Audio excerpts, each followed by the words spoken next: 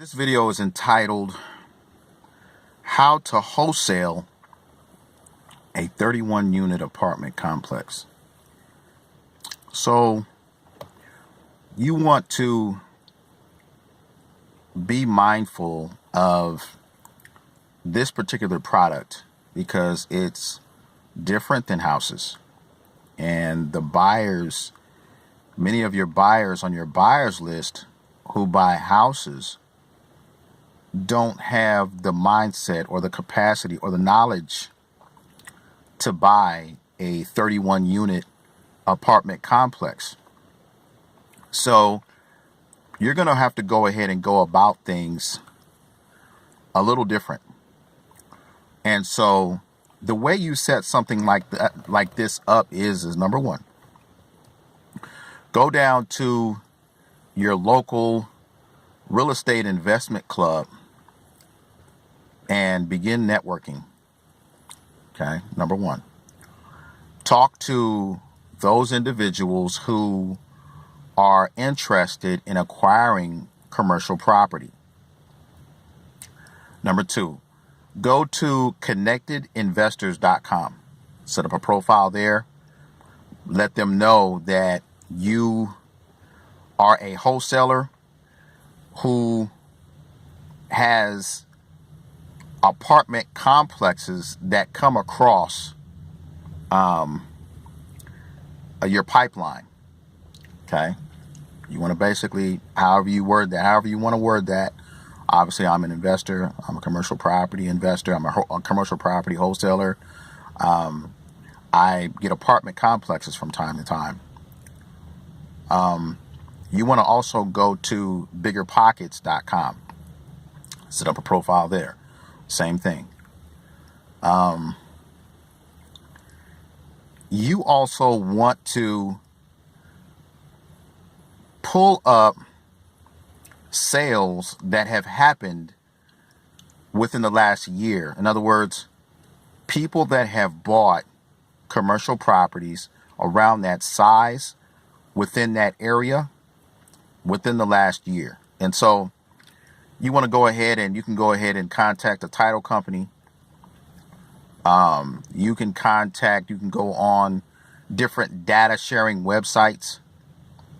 You go to agentpro.com is one. And what you want to do is you want to specifically pull up investors, people that have bought properties within the last 12 months, within about a 5-mile radius of the area that you're trying to target. Okay. Now you have a list of people, a list of buyers coming in. And also what you want to do, which is the most important, is go ahead and get yourself a landing page, a website. It's like a virtual calling card. Email, phone number, opt-in list, all the goodies. And you want to build that list. But you want to build it not with tire kickers, with people who are actually serious about buying. And in that landing page, you want to let them know that you get properties oftentimes at 50 cents on the dollar, 30 to 50, let's say 50 to 70 cents on the dollar. Okay. You get that. It's like fishing, and that's your bait. Okay. Then what you do is you begin to develop relationships with eviction attorneys. Okay. You can also go ahead and go down to the local court office and find properties that are where people are being evicted. Now, this is the key. If you find properties that are 31, that are a lot of units in an individual's name, that's a red flag. If a property has so many units, okay, it shouldn't be in an individual's name. It should be in a company or corporation because of liability reasons. Okay. Number one. Number two, if it's almost like you have to be an investigator. Find the properties that have several evictions pending against them. Like if you find a 31 unit apartment complex and the thing is just facing 3, 4, 5 evictions, that's not an eviction problem. That's a leadership problem. That's a management problem. That problem becomes incredible for you because, number one, that seller or that owner of that property is not collecting income. Instead, they're racking up fees. They are paying the mortgage. People may be squatting. You know, they may be just all types of headaches which come along with the property. You also want to target and focus on A, B, and C plus areas. You don't want to get into D areas, the areas that are just like war zones or that type of thing. No. You want to pretty much focus on A and B properties that are mismanaged. That's the big kicker. A, B, and C plus properties that are mismanaged. There's some A properties out there that are great properties, but they got poor management. And whoever is leading the ship, I tell my wife all the time, every organization is a reflection of its leadership. So what you're doing is you're kind of being a private investigator for large commercial properties. You approach the seller of these properties, okay? You can approach them with a letter. Hopefully you go ahead and get the phone number, that type of thing.